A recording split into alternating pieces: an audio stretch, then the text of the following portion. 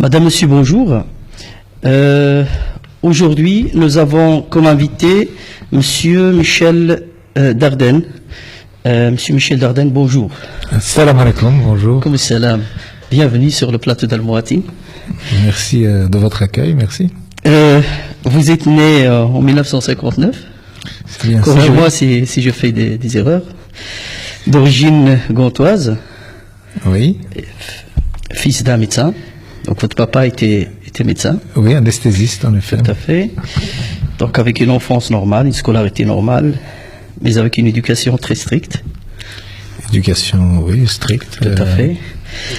Et puis alors vous avez eu un accident de la route qui vous a bouleversé, changé de direction, vous a poussé, stimulé, justement, en fait, à voir les choses autrement. Vous avez un peu cherché dans le bouddhisme, l'athéisme, le catholicisme qui était à l'origine de vos parents. Et puis alors, vous êtes devenu musulman. Oui, c'est-à-dire que suite à en effet un accident assez grave, en guérissant, j'ai donné un coup d'accélérateur sur l'apprentissage, mais pas que philosophique, les autres aussi. Donc j'ai fait un diplôme aussi aux États-Unis en marketing et finance internationale. Donc j'ai eu vraiment cette envie d'étudier et puis j'ai continué. Après mes études, j'ai voulu continuer encore. Et donc c'est comme ça que je me suis lancé un petit peu dans tout ce qui est philosophique. D'accord. Mais cet accident aussi donc a été quelque part une sorte de révélation pour vous parce qu'il vous a orienté quelque part. Oui, c'est-à-dire que ceux qui ont eu une commotion cérébrale peuvent vous expliquer ça, c'est-à-dire qu'on retrouve un esprit un peu plus vierge, un peu plus neuf, sans avoir oublié les choses, mais c'est surtout le conditionnement qui disparaît un petit peu de la jeunesse, et donc voilà, on a envie de nouveau aller à la découverte comme un enfant, je dirais, donc alhamdoulilah. Alhamdulillah. Donc la première question, pour commencer notre entretien, pourquoi avez-vous choisi l'islam comme religion? Écoutez, le choix de l'islam, c'est un petit peu logique, puisque l'islam est, je dirais, la troisième version des religions abrahamiques. Donc, si vous choisissez le Windows, est-ce que vous prenez la dernière version ou vous prenez l'ancienne version? Je veux dire, c'est la même chose un petit peu, c'est-à-dire que moi, j'ai étudié, j'ai été éduqué catholique. Donc j'ai appris l'Ancien Testament comme les Juifs, mais aussi surtout le Nouveau Testament, parce que chez les chrétiens on étudie surtout le Nouveau Testament. Et donc il y a des messages qui dans l'Ancien Testament sont parfois un petit peu durs, parfois un peu bruts, qui sont beaucoup plus nuancés et avec beaucoup plus d'accent sur l'amour et le pardon, la miséricorde dans le Nouveau Testament. Mais moi j'ai découvert avec l'islam que tout l'aspect pratique de l'application du message de Dieu était vraiment encore beaucoup plus détaillé. Dans ce cas-là, c'est comme ça qu'il faut faire, et quand vous faites ça, vous allez en enfer, et quand vous faites ça, vous allez au paradis. Donc je veux dire que et à tous les niveaux, tant au niveau personnel et individuel, c'est-à-dire comment est-ce qu'il faut faire pour se sentir épanoui, mais aussi au niveau de la relation avec les autres, la relation personnelle avec les autres, que ce soit avec des musulmans ou des non-musulmans, ou alors carrément le niveau de la gestion des affaires publiques, comment faire des règles qui permettent à tout le monde de vivre dans une société en harmonie et dans la paix. Et donc voilà, c'est cet aspect pratique de la religion qui m'a beaucoup charmé. Et donc pour moi c'est un choix logique. Au plus on connaît, au plus on a envie de le pratiquer. Vous avez déclaré aussi, en tout cas en faisant mes recherches en préparant l'émission, que vous avez appris l'islam avec des fondamentalistes islamistes pakistanais. Oui. Là, j'aimerais bien que les téléspectateurs et les auditeurs puissent comprendre en tout cas pourquoi. Oui, c'est-à-dire que c'est en 1995 que j'ai rencontré ces Pakistanais. Je donnais des formations en informatique à l'époque. Et puis, en effet, ces gens étaient charmants. Je donnais cours à plusieurs personnes de la famille. Et puis, lors d'un dîner, c'était un peu avant le Ramadan. Et voilà, il y avait un monsieur qui est un vieux dans la famille qui m'avait dit qu'il était islamiste, fondamentaliste. Et donc à l'époque, je me suis dit, oui, dans quel secte je suis tombé ici? Ils avaient l'air tellement gentils, donc ça me choquait un petit peu. Mais j'ai bien vite compris qu'au fond, j'étais conditionné par les médias à l'époque. Le mot fondamentaliste, finalement, ça ne veut pas dire grand-chose, parce qu'est-ce fondamentaliste du code de la route? Bah, je veux dire, c'est rouge, quoi. Hein. On passe pas, sauf s'il y a un agent de police qui vous dit de passer. Donc, je veux dire, même s'il y a un voisin qui dit, ouais, mais enfin, le feu est en panne, vas-y, passe. Bah, non, je suis fondamentaliste, je passe pas, quoi. Je veux dire, c'est pas vraiment un danger. Et puis, islamiste, je connaissais pas, quoi. Donc, j'ai demandé, c'est quoi islamiste, c'est quoi l'islam? Et puis, ce vieux, il m'a alors demandé de lui expliquer c'était quoi le christianisme. Et alors, un petit peu dans ma fougue de professeur, j'ai dit, il y a quand même beaucoup de chrétiens dans le monde, donc quand vous connaissez pas ça, c'est quand même un trou dans votre culture. Et puis il m'a dit, il y a combien de musulmans dans le monde? Et là vraiment j'ai été choqué parce que j'ai dit, oui, je sais même pas combien il y en a, donc il dit environ le même nombre. J'ai dit, donc j'ai un trou dans ma culture, c'est ça que vous me dites? Non, il dit, je n'ai rien dit. Et donc j'ai dit, mais donc donnez-moi le livre qu'il faut pour que j'apprenne. Et il m'a dit, non, il faut pas lire. Je dis, si on veut apprendre, il faut lire. Il dit, pour nager, il dit, vous prenez quel livre? Je saute dans l'eau, évidemment. Voilà, il dit, l'islam, c'est comme ça. Si vous voulez apprendre l'islam, pratiquez-le, vous allez voir. Et c'est comme ça que j'ai pratiqué mon premier ramadan. Au bout du ramadan, évidemment, de ce premier ramadan, en 1995, il m'a dit, tiens, est-ce que vous avez appris quelque chose? J'ai dit, oui, évidemment, j'ai appris plein de choses. Hein. Un premier jeûne, les jeunes, ceux qui se souviennent de leur premier jeûne, ils savent bien, évidemment, qu'ils apprennent plein de choses. Et puis il m'a dit, vous avez lu quoi? J'ai dit, non, qu'est-ce que je devais lire? Il dit, vous voyez qu'on peut apprendre sans lire.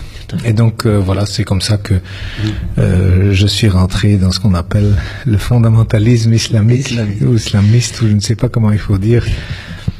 Monsieur Dardenne, vous avez écrit un livre qui s'intitule l'islam dévoilé. Quelles sont les raisons qui ont motivé en tout cas votre décision d'écrire ce livre-là? Oui, écoutez, ça c'est une histoire amusante, évidemment. D'ailleurs, vous avez le livre devant vous. Oui, j'ai le livre devant vous. Vous pouvez le montrer à la caméra pour les personnes qui n'ont pas encore lu. C'est un livre en réalité que j'ai commencé à écrire après m'être cassé une côte. Vous savez peut-être, vous ne savez pas, mais quand on casse une côte, c'est impossible de dormir la nuit.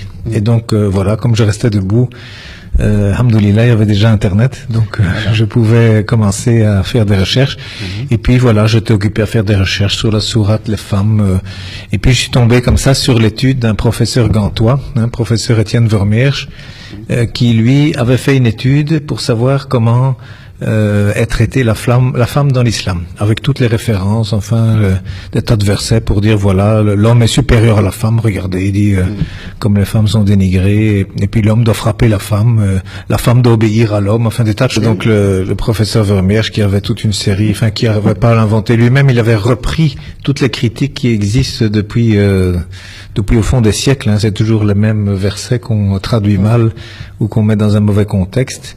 Et donc voilà, comme moi j'étais musulman, je me suis dit, il y avait des choses, parce qu'évidemment avant j'étais catholique ou même athée, et puis je me dis bon, il y a un conflit entre la raison et le cœur. Moi le cœur, je voulais être musulman, et puis il y avait des choses que la raison me disait non, ça va pas, on peut pas frapper les femmes, on peut pas dire aux femmes de nous obéir simplement. En plus il y avait l'histoire de Aïcha qui se serait mariée à l'âge de 6 ans avec le prophète. Je précise que Étienne Vermeersch, il est philosophe, il a aussi été, je pense, jésuite avant de devenir athée, de croire en fait.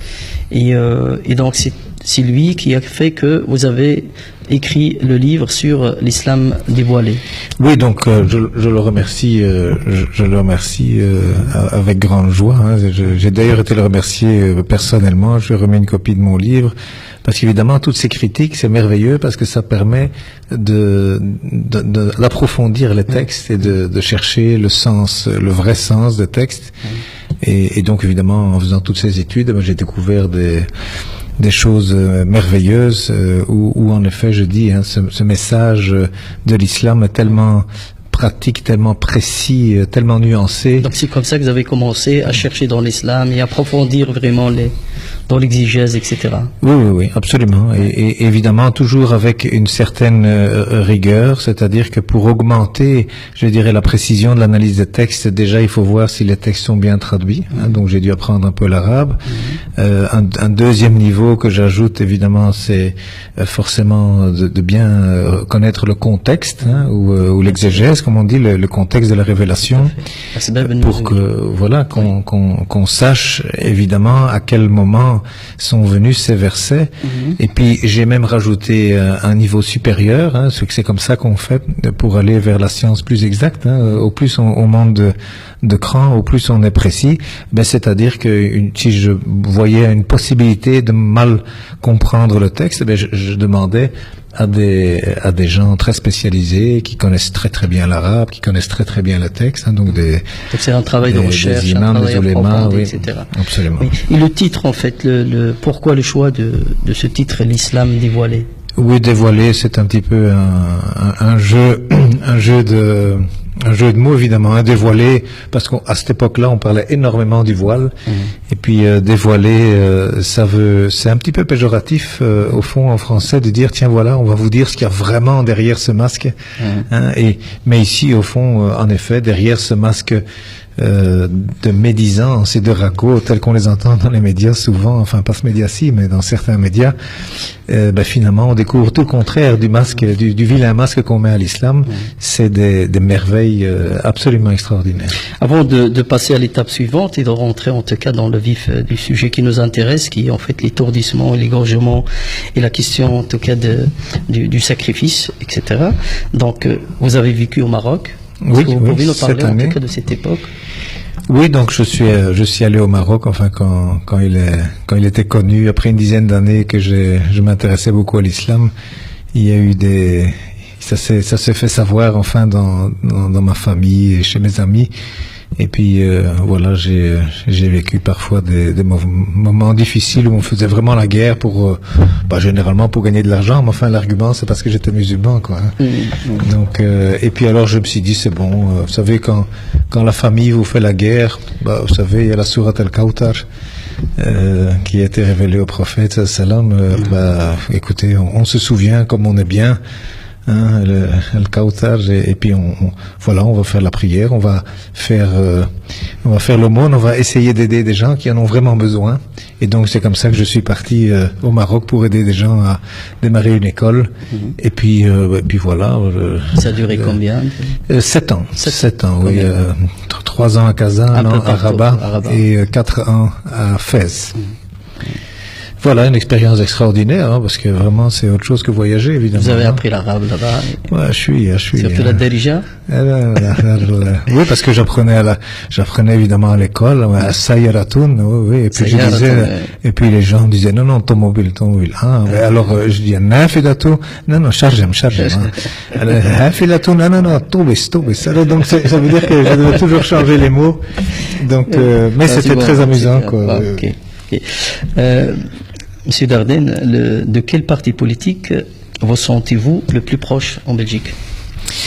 Oui, alors la politique, évidemment, moi jusqu'à présent, je suis resté en dehors de la politique parce que, je travaillais dans le privé, dans la technologie, dans les services.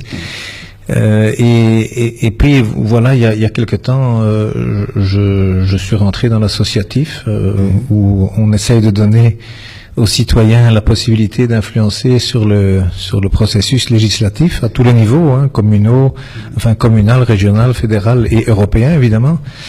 Et puis je remarque qu'au fond les musulmans ne sont pas suffisamment présents dans le processus législatif. Hein. Bon, il y a évidemment quelques élus qui sont d'origine turque ou marocaine. Mais je vois que quand même en politique, comment est-ce que je peux dire, le sujet de la religion est un petit peu tabou. Ça veut dire que il y a d'ailleurs eu un certain moment, j'ai oublié qui était présidente, c'était une femme présidente du Parlement, qui a fait des remarques là-dessus à une députée. Il faut pas parler de religion. Ici, c'est laïque, c'est un État laïque. Ici, on parle des lois, on parle pas de religion.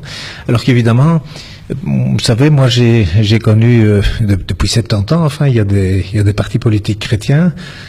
Ça n'a jamais vraiment gêné personne. Et puis, c'est comme ça que les chrétiens, ils ont réussi à faire inclure dans les lois les finesses, les nuances qui sont chères aux valeurs chrétiennes. Hein. Donc, mais je vois que pour l'islam, ça se fait pas. Ça se fait pas, et ça veut dire que, en effet, en ce qui concerne l'abattage privé des animaux, avec ces histoires d'étourdissement et on peut plus faire l'abattage rituel, etc. Et finalement, on voit que les lois, on a décrit dans la loi très précisément la façon que les musulmans ont de faire certaines choses, et puis sans mentionner les musulmans, on dit tout ça c'est interdit. Alors évidemment, c'est un petit peu vicieux, et c'est-à-dire qu'évidemment, c'est par l'absence des musulmans qui osent parler, qui osent revendiquer, qui parent aussi au nom d'une religion. C'est ça qui vous a motivé donc voilà, oui, et donc adhérer à un certain parti. Voilà, et ça fait quelque temps. Vous savez, moi, je suis plutôt un libéral. J'ai étudié la gestion, le marketing, la finance, et donc je dois pas faire un dessin. Je suis forcément un petit peu pour la libre entreprise, et enfin bon, comme l'islam d'ailleurs, hein, l'islam ne revendique pas autre chose que la libre entreprise, l'économie de marché, même si ça ne doit pas être à n'importe quel prix, parce que parfois l'économie de marché, on la fait à n'importe quel prix, donc il y a peut-être des nuances.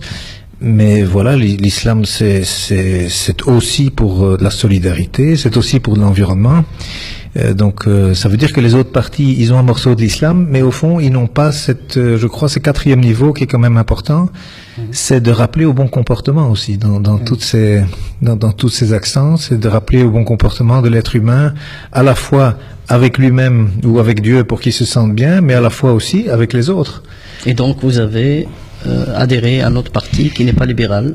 Voilà, le seul, je ne sais pas s'il n'est pas libéral, le seul parti en effet où on peut parler de Dieu, on peut pratiquer sa foi et on peut officiellement dire qu'on s'inspire du message de Dieu, c'est le parti Islam en effet qui a été créé en 2012 en Belgique, et donc voilà, moi j'ai rencontré ces gens, ils sont super sympas. Vous êtes membre de ce parti?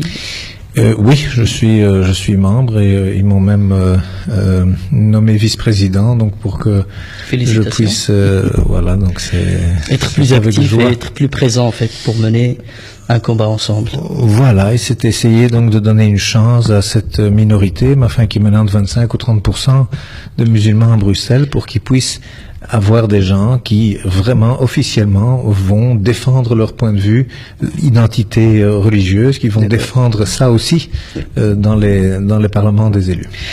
Monsieur Dardenne, vous avez préparé une demande d'interpellation citoyenne pour la commune de Mille-Bruxelles. Est-ce qu'on peut savoir pourquoi?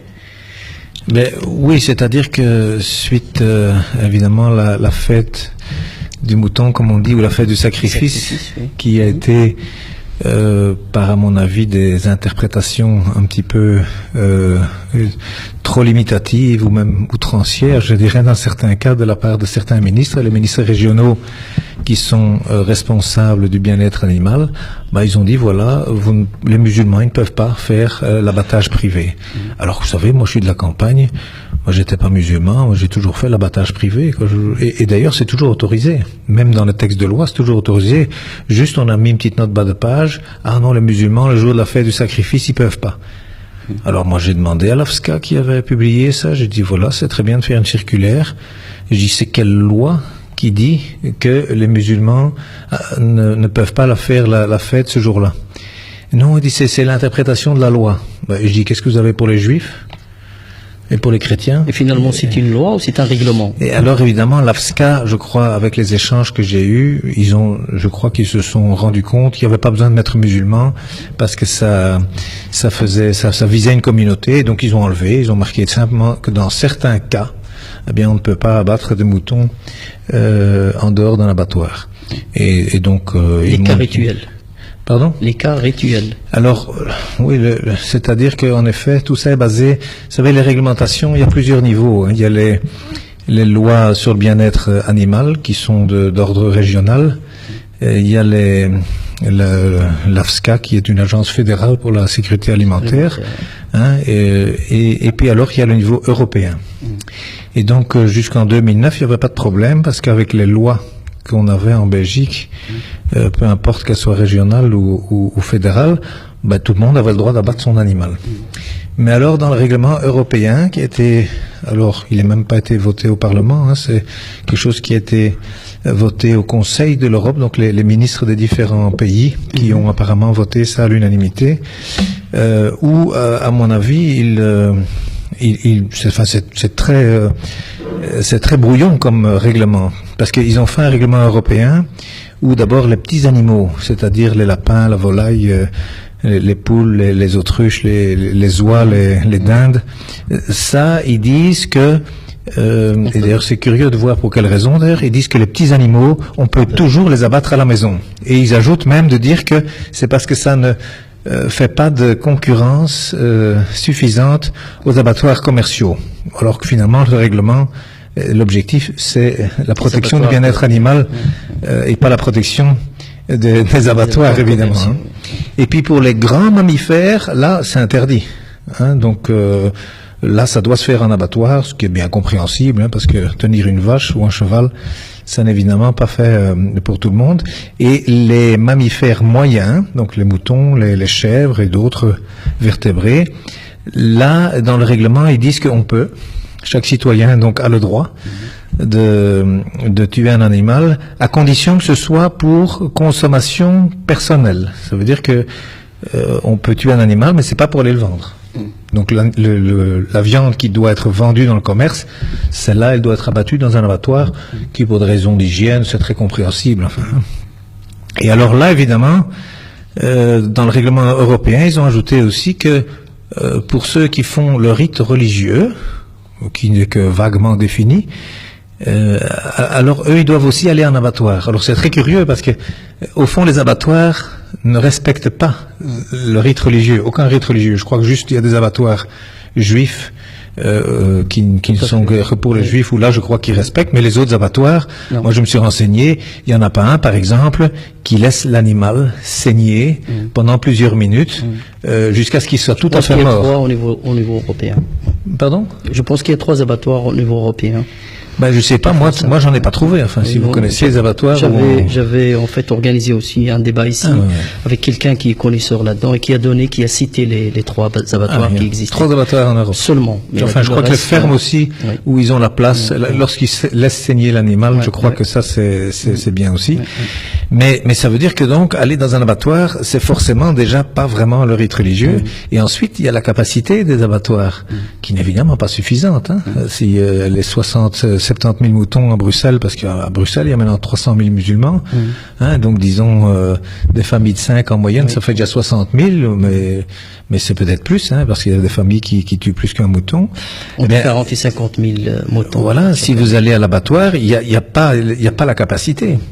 Alors, je sais bien que la ministre régionale, elle a annoncé avec beaucoup de fierté qu'elle allait offrir de la capacité, je crois, de 3200 moutons par jour. Oui, enfin, pour les 60, 50, 60 000, 70 000 moutons, ça n'est évidemment pas suffisant, hein. Donc, et ça veut dire que, donc, moi, je suis vraiment allé à la recherche, et donc, vraiment, moi, j'ai trouvé un petit peu discriminatoire dans ce règlement, parce que le rite religieux, ça serait le rite satanique, ça serait le rite culturel, ça c'est autorisé. Mais le rite religieux, spécifiquement, il serait pas, je ne comprends pas, enfin, je comprends pas. Et quelle est la valeur légale, en tout cas, de ce règlement européen? Est-ce qu'on peut, par exemple, le casser? Est-ce qu'il y a moyen, par exemple, que les musulmans puissent faire en fait des procédures, etc., pour essayer d'aller à l'encontre de ce règlement ou pas? Alors, le règlement européen, de toute façon, lorsqu'on ne dit pas qu'on fait un rite religieux, hein, donc comme on dit scout, mais qu'on tue l'animal simplement pour consommation du ménage, ben là c'est autorisé. Ça veut dire que si on dit pas je suis musulman et je fais ça pour Dieu, mais si on dit simplement je suis citoyen belge et je tue l'animal pour pouvoir manger dans la famille, c'est autorisé. Là c'est autorisé. Hein, donc ça veut dire que ce n'est que si le croyant dévoile le fait qu'il croit en Dieu et qu'il le fait pour Dieu, que c'est interdit. Donc c'est d'autant plus idiot de l'interdire de cette façon-là, parce que voilà, il y a pas un fonctionnaire qui peut exiger de connaître votre religion.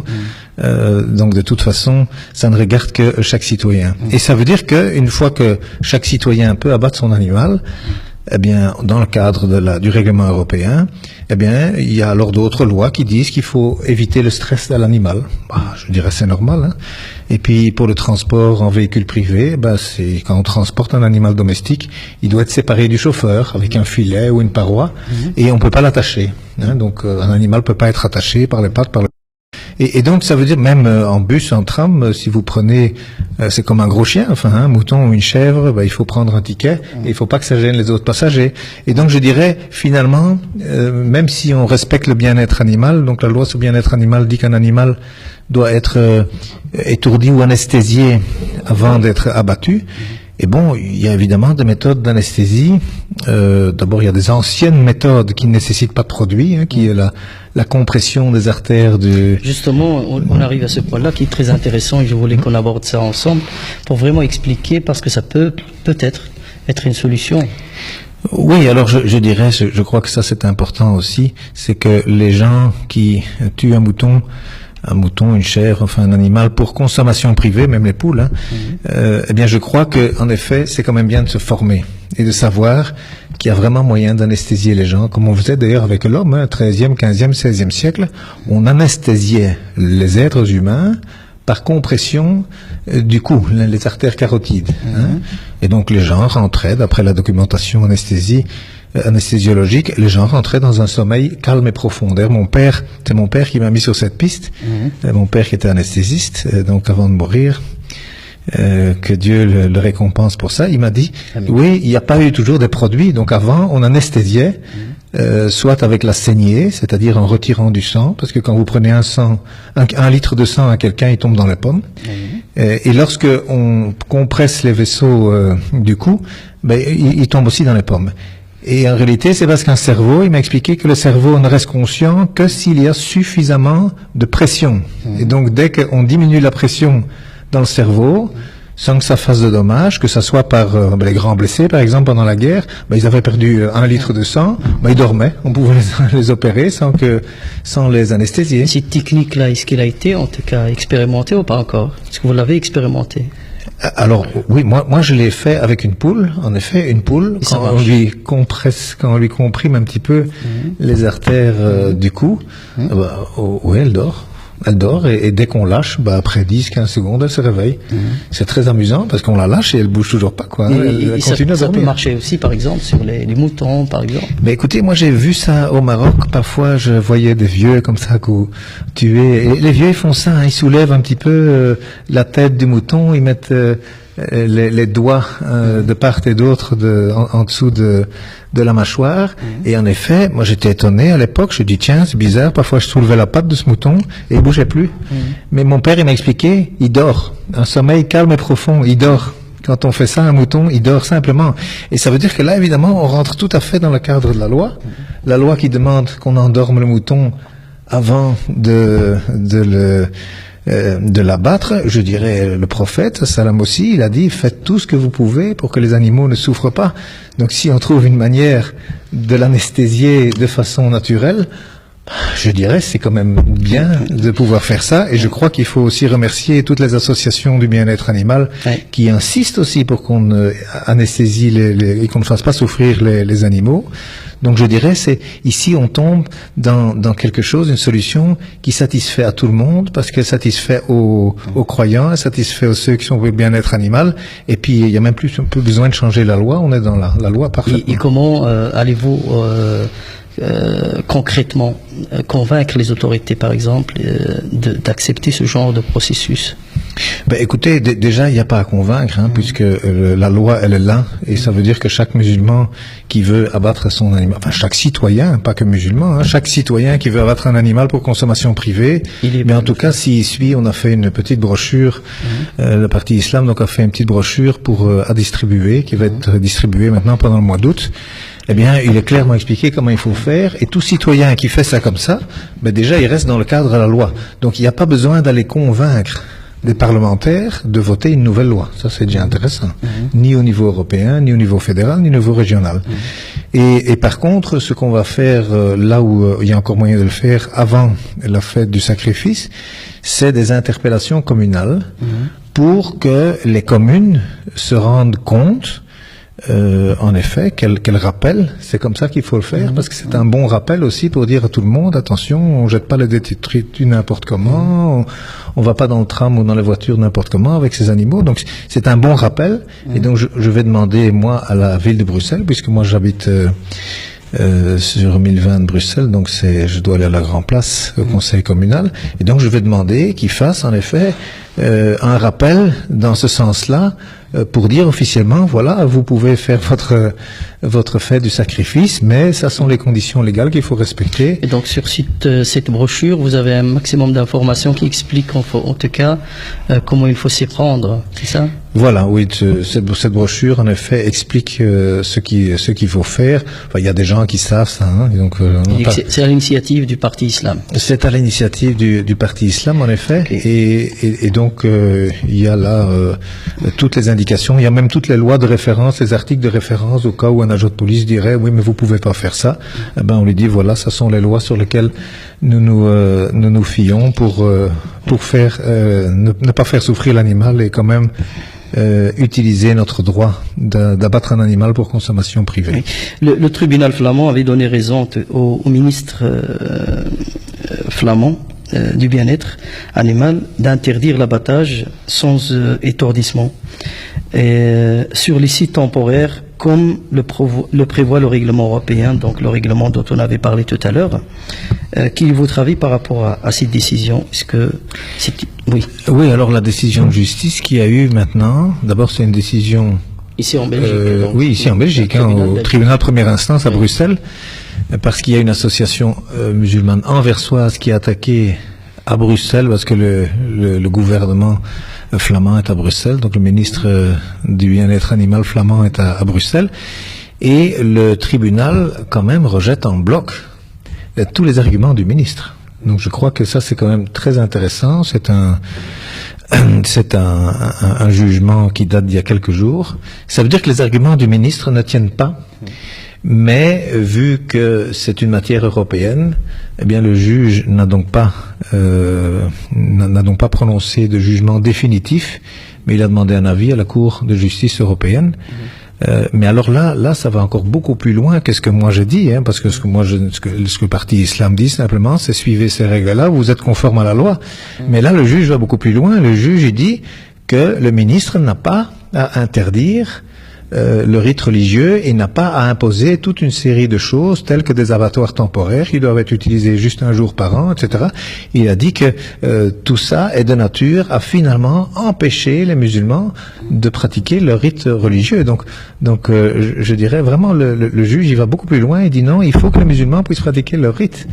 Alors que moi, enfin avec le Parti Islam, on dit simplement, écoutez, taisez-vous, ne dites pas que vous le faites pour le rite religieux, et dites simplement que c'est pour manger à la maison, et alors vous avez l'autorisation d'abattre votre animal. Donc, il y a aussi, comme vous savez, l'association de défense des animaux, Gaïa, qui avait rassemblé en 2014 10 000 personnes, qui défilaient dans les rues de Bruxelles pour réclamer l'étourdissement. Est-ce que, comment en fait, vous voyez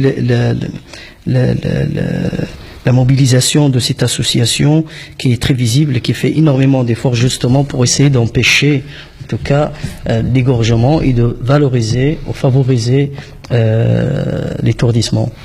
Oui, mais je crois d'abord que les musulmans, ils doivent se mettre avec des associations qui défendent le bien-être animal. Hein. C'est quand même, je dirais, une des obligations de notre religion, c'est de bien traiter les animaux. Donc je dirais, il est impossible de combattre une association comme Gaïa. Au contraire, il faudrait être avec eux, parce qu'il y a vraiment des endroits où c'est tout à fait scandaleux la façon dont on traite les animaux. Et donc les musulmans, en bloc, ils doivent être à côté d'eux. Ils doivent les soutenir dans leur action. Et donc notamment pour l'abattage privé, eh bien s'il vous plaît, quand vous abattez un mouton, faites un effort et essayez vraiment de l'endormir, soit avec en comprimant les artères du cou, soit peut-être leur faire boire, je ne sais pas moi, un thé camomille, verveine, leur faire respirer quelque chose. Ouais. On peut demander en plus à un vétérinaire de prescrire quelque chose qui ne va pas avarier la viande, et donc on peut très bien faire endormir l'animal. Je crois que c'est une bonne chose envers Dieu aussi de faire ça. Mais évidemment, dans tout ce débat, on a oublié de bien définir c'est quoi l'étourdissement, n'est-ce pas? Tout à fait, j'avais la question. Voilà. Hein, et alors, ce qui est vraiment très curieux, c'est que dans ce règlement européen, alors il y a une annexe, l'annexe 2, qui donne une liste de toutes les méthodes d'étourdissement. Et là, vraiment, on voit que c'est vraiment brouillon. Hein. Ils ont vraiment fait quelque chose uniquement pour les professionnels, extrêmement barbare, parce qu'il y a principalement 3 catégories de méthodes d'étourdissement. C'est celle où on casse le crâne, comme si frapper sur le crâne était indolore. Je crois que c'est tout à fait idiot de dire que ça ne fait pas mal. D'autant plus que 16 à 17% des animaux dont on casse le crâne avant de les abattre, ils restent conscients. On sait ça. Hein. Et il y a d'ailleurs un problème de transparence et d'étiquetage aussi, parce que quand on achète, Gaïa devrait réclamer, quand on achète un animal, on ne sait pas si c'est un animal qui était inconscient ou il était encore conscient au moment où on l'a abattu. Donc ça veut dire que le fait que 16% des animaux ne sont pas inconscients après qu'on leur a cassé le crâne, c'est quand même un problème. Deuxième catégorie, c'est l'électricité. Alors, électrocuter un animal, évidemment, c'est tout à fait curieux comme méthode. Hein. Moi, quand je mets les doigts dans la prise, ça me fait horriblement mal. Hein. Moi, je ne sais pas comment on peut même imaginer qu'un animal ne souffre pas quand on l'électrocute. Et troisième catégorie, c'est l'asphyxier avec du gaz carbonique. Oui, il faut voir les cochons à qui on fait ça. C'est surtout appliqué aux cochons. Mais les cochons souffrent énormément lorsqu'on les met dans un bain de gaz de carbone. Hein. Donc, je crois, ils ont oublié en réalité dans ce règlement, ils ont oublié que peut-être le vétérinaire aussi. Il y a des façons médicales d'endormir un animal aussi. Et elles sont même pas mentionnées dans l'annexe 2 du règlement européen. Donc, ça c'est vraiment une insulte envers les scientifiques de dire voilà, vous les scientifiques, vous n'êtes même pas capables de prescrire ce qu'il faut ou de former des sacrificateurs de telle façon à ce qu'ils ne puissent pas faire s'ouvrir les animaux. Donc, oui, je crois en effet, et là je reviens à la question que vous posez, est-ce qu'il faut faire changer ce règlement? Eh bien oui, il y a une procédure en effet pour faire changer ce règlement, mais donc encore une fois, les musulmans doivent rentrer dans le processus législatif, hein, et donc il y a l'Union des musulmans de France, il y a des mouvements en Hollande aussi, voilà, le parti islam, si on fait ça, c'est parce que on doit absolument rentrer dans le processus législatif. Oui. Une dernière question, parce que on arrive vraiment à terme de notre émission.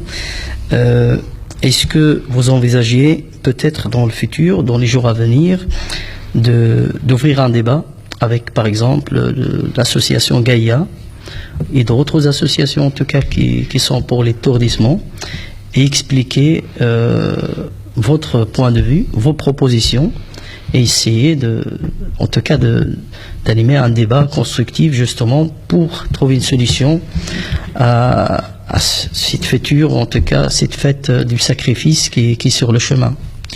Oui, en réalité, la brochure, donc, qui est une bonne nouvelle au fond, hein, pour cette année, pour l'Aïd el-Adha, c'est une bonne nouvelle, donc qu'on puisse faire la fête.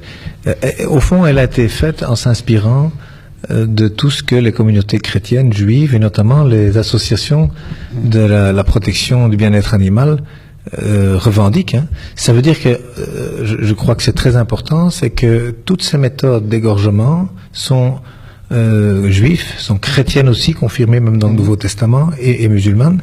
Donc c'est tout à fait la culture européenne, hein, ça n'a rien d'étranger. C'est pas l'islam qui a apporté ça, mais en plus, je dirais, grâce à Gaïa et autres, eh bien on a découvert des méthodes d'anesthésie qui existent et qui ne sont que pas très compliquées. Et donc absolument, d'ailleurs le 18 novembre, c'est un vendredi soir, on organise, on participe, c'est une association citoyenne, la Maison du Peuple d'Europe, qui organise ça. Et ils organisent une rencontre interculturelle avec sur le plan juridique, sur le plan scientifique, sur le plan culturel et associatif. Eh bien, comment est-ce qu'il y a moyen de faire? C'est une méthode World Café, une méthode connue aux États-Unis, pour permettre à tous les citoyens d'opinions différentes de donner des points de vue et de voir comment relier tous ces points de vue pour finalement avoir une proposition législative commune. Et c'est à l'initiative du Parti Islam? Écoutez, c'est l'initiative, oui, c'est la Maison du Peuple d'Europe en réalité. Lorsque j'étais à la Maison du Peuple d'Europe, enfin j'y suis toujours d'ailleurs, mais voilà, c'est une association citoyenne, c'est dans le cadre de l'association citoyenne. Évidemment, lorsqu'on en a parlé au Parti Islam, évidemment, ils ont dit c'est formidable, et si on peut rentrer comme ça dans un débat interculturel, culturel, c'est très bien. Et c'est comme ça que les citoyens arrivent d'ailleurs à avoir des propositions communes à tout le monde envers le législatif. Et alors les modifications législatives sont simples Vous à êtes dans obtenir. une démarche d'explication, interculturelle justement pour essayer de... nous avons encore 3 minutes avant la fin de l'émission. Pas mal, en tout cas, pour être précis, le Parti libéral belge, le MR, fait le maximum pour essayer, en tout cas, de, disons, façon de parler, virer le Parti islam de la scène politique belge. Qu'est-ce que vous en pensez? Oui, j'ai vu en effet le OMR, il y a quelques ténors là qui veulent absolument faire interdire le Parti islam.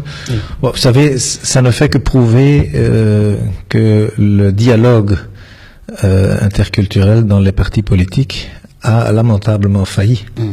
Mais je crois qu'il ne faut pas juste mettre la responsabilité sur le MR ou les socialistes ou peu importe.